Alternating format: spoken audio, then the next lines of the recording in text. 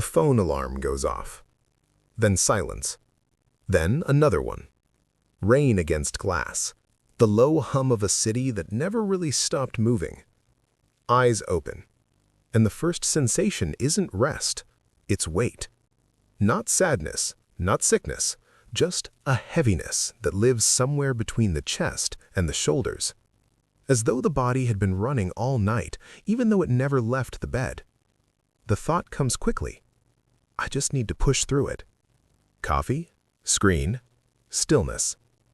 And then an hour disappears, quietly, without explanation. Here is what almost no one says out loud. That is not laziness. That is a nervous system sending an emergency signal. And most of us have spent years, entire decades, learning to ignore it. Consider someone we'll call Nadia. She's 31, intelligent, capable, the kind of person others describe as having it together. She runs a small business. She answers emails before 7 a.m. There's a vision board on her wall and 3 productivity apps on her phone. By every external measure, Nadia is doing well. But internally, Nadia carries a kind of exhaustion that sleep doesn't touch. Each morning, before she is fully conscious, her hand finds the phone, not from desire, more like reflex. And within seconds, the day has already begun its demands. News headlines, unread messages, someone else's carefully curated life looking more complete than hers. A comment on something she posted last night, something she already regrets. The day starts behind, already reactive, already borrowed. By midday, focus has gone missing. A to-do list with 12 items sits open. She has been looking at item 1 for 40 minutes. She calls herself lazy. She calls herself undisciplined. And then, to escape the guilt of not starting, she scrolls a little more. By evening, there's a strange contradiction in the body, simultaneously wired and utterly drained. The mind will not quiet. It cycles through everything unfinished, everything unsaid, every version of herself she hasn't yet become. She stays up past midnight, not by choice. Her body simply refuses to wind down. Then the alarm comes, and the weight returns. Now, does any part of that feel familiar? Because here is what Nadia didn't know, what most people are never actually taught. She wasn't failing. Her system was failing her. And there is a precise biological explanation for why. To understand what's happening, it helps to go somewhere most people never look, inside the body itself. Not in a clinical, detached way, in a deeply human way. Because what is unfolding inside the nervous system right now in millions of people is one of the most important stories of modern life, and almost no one is explaining it clearly. Start with the nervous system. It is far more than the network that makes a hand pull back from heat. The nervous system is the command center of the entire lived experience. Every thought, every emotion, every decision a person makes, all of it moves through this system. And it operates in 2 primary modes. The first is the sympathetic nervous system, the fight or flight state. This is the system that activates in the presence of danger. When the body senses threat, physical, social, or psychological, it releases a hormone called cortisol, the stress hormone. Heart rate climbs, breathing shallows, digestion pauses, the field of attention narrows. This system is a survival masterpiece. It was designed to switch on for minutes, perhaps an hour while a threat passed, then return to baseline. The second mode is the parasympathetic nervous system, the rest and digest state. This is where the body repairs itself, where deep learning takes hold, where creativity and perspective live, where a person can actually think with full capacity. Now here is the problem. Modern life has effectively hacked the first system and left it running continuously. Research suggests that the average person now receives over 300 digital notifications per day. Each one, every ping, every alert, every breaking headline, triggers what can be described as a micro stress response, a small but measurable cortisol spike. 300 tiny alarms every single day. And scientists have found that the nervous system cannot distinguish between a predator in the environment and an urgent email. To the ancient biological wiring that governs human survival, stress is stress, threat is threat. So what happens to a system designed for short bursts of activation when it never gets to stop? It begins to erode. This is where the story becomes both extraordinary and sobering. Deep within the brain sits a region called the prefrontal cortex. This is the seat of complex decision-making, of planning, of impulse regulation, of the higher-order thinking that separates deliberate action from pure reaction. Studies indicate that chronic stress measurably reduces the functional activity of this region. Under sustained cortisol exposure, the prefrontal cortex does not shut down permanently, but it loses bandwidth. It goes partially offline. Which means when someone sits down to work and simply cannot begin, when the intention is there but the activation is not, when the mind knows what needs to happen but the body will not follow, that is not a moral failing. That is a prefrontal cortex operating under siege. But the story doesn't stop there. Enter dopamine, possibly the most misunderstood molecule in human neuroscience. Popular culture frames dopamine as the pleasure chemical, but researchers have refined that picture significantly. Dopamine is more accurately described as the anticipation chemical, the drive chemical. It generates the pull towards something, the motivation to reach, to pursue, to create. Here is where it becomes genuinely unsettling. Every notification, every scroll, every frictionless hit of digital content, these experiences are not accidental.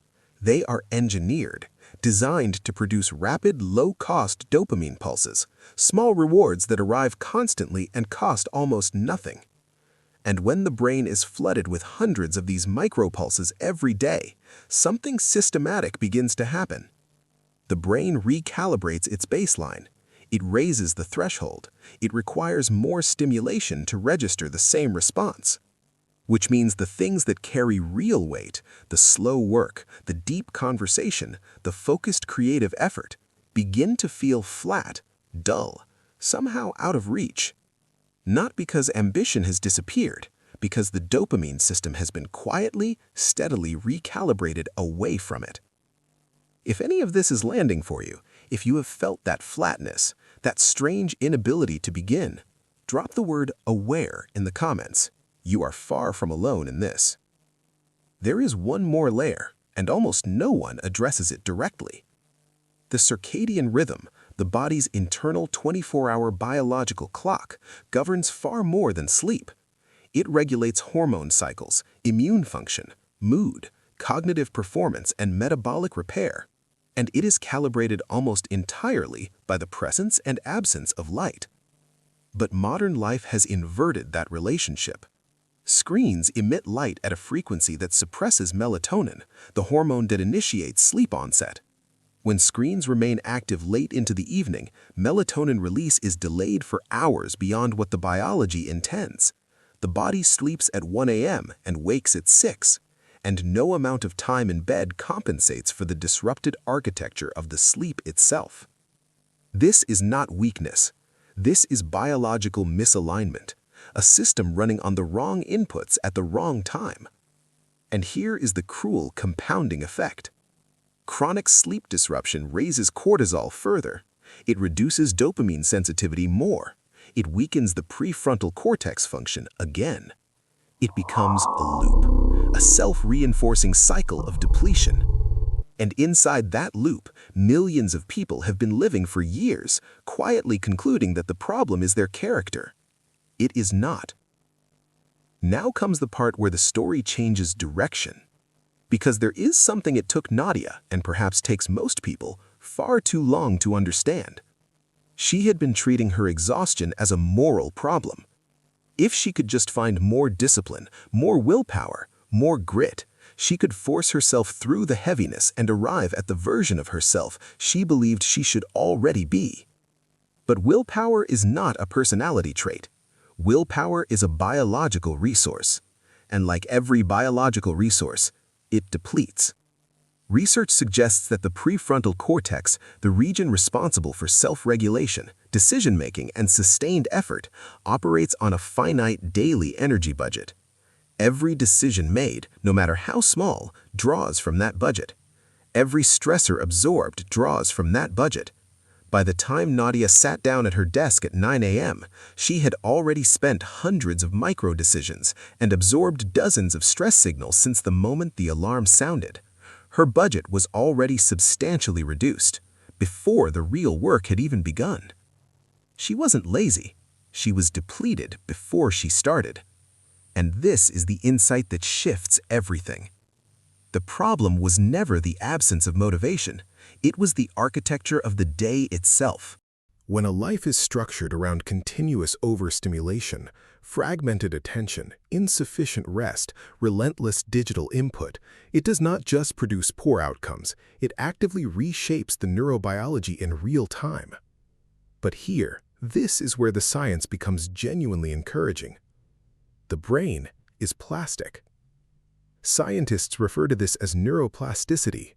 The brain is not a fixed organ. It is a living, dynamic, adaptive system. The same mechanisms that allow chronic stress to diminish prefrontal cortex function allow intentional, consistent recovery to rebuild it. The same processes that allow digital overload to blunt the dopamine system allow deliberate rest to restore its sensitivity. The same disruption that fragments circadian rhythms can be reversed through realignment. This is not motivational framing. This is documented neuroscience.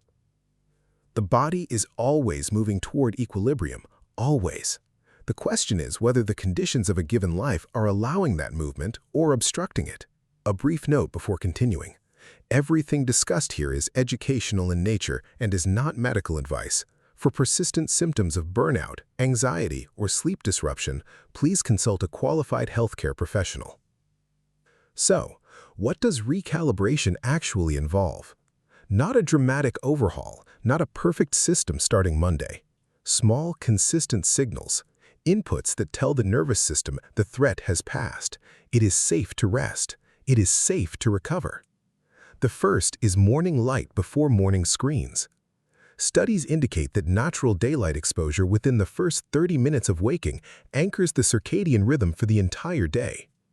It cues cortisol to peak at the appropriate early hour, which counterintuitively creates the hormonal conditions for better sleep that night. Before the phone, before the news cycle, a window opened. 2 minutes outside, that is enough to begin the signal. The second is a digital boundary in the evening.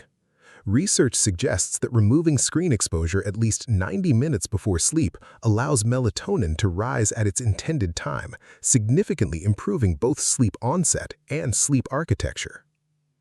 This is not about self-control. It is about giving the biology the one input it was always designed to receive: darkness. The third is deliberate dopamine rest.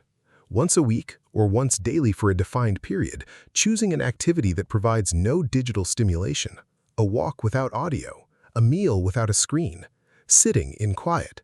These windows allow dopamine receptors to begin resensitizing. Initially, the experience will feel uncomfortable, restless, almost unbearably uneventful. That discomfort is a signal worth paying attention to. It means recalibration is beginning. The fourth is physiological sighing. Researchers at Stanford have studied a specific breathing pattern, a double inhale through the nose, followed by a long, slow exhale through the mouth that activates the parasympathetic nervous system almost immediately. It is currently considered one of the most rapid known methods for down-regulating an acute stress response. 2 or 3 of these in any moment of overwhelm begin to shift the nervous system out of alarm and back towards safety. The fifth is protecting the first hour. The period immediately after waking is neurologically the most sensitive window of the day. Cortisol is naturally elevated in those first 60 minutes, not as a problem, but as a biological prompt to engage with the world intentionally. How that window is used shapes the nervous system tone for every hour that follows. Research suggests that delaying digital engagement in the morning is associated with meaningfully lower anxiety levels and improved cognitive performance across the day. Give that first hour to the body before giving it to the world. Nadia still wakes up to the same city, the same business, the same inbox, the same demands. But something has changed, not in her circumstances, in how she reads herself. She stopped interpreting exhaustion as evidence of inadequacy. She began reading it as data, as a signal from a system that had been trying for a long time to communicate something important and had simply never been given the language to do so. And gradually, not overnight, not in a single breakthrough moment, the weight began to shift. Not because life became easier, but because she stopped spending energy fighting her own biology. There is something worth holding from this. The human nervous system was not designed for this pace. No human nervous system was. It was designed for depth, for cycles of effort and recovery, for attention that could settle and hold, for rest that actually restores. The fact that depletion is so common inside a world structurally engineered to produce it is not evidence of collective weakness. It is evidence that something in the human system is still quietly reaching for its true conditions. Your nervous system is not your adversary. It is the most honest part of you. It has been registering everything, every overload, every missed rest, every borrowed morning. And it has been trying to tell you. The question worth sitting with is simply this: are you ready to listen? If this shifted how you understand yourself, subscribe and stay with the journey. There is a great deal more to explore about the mind you are living in.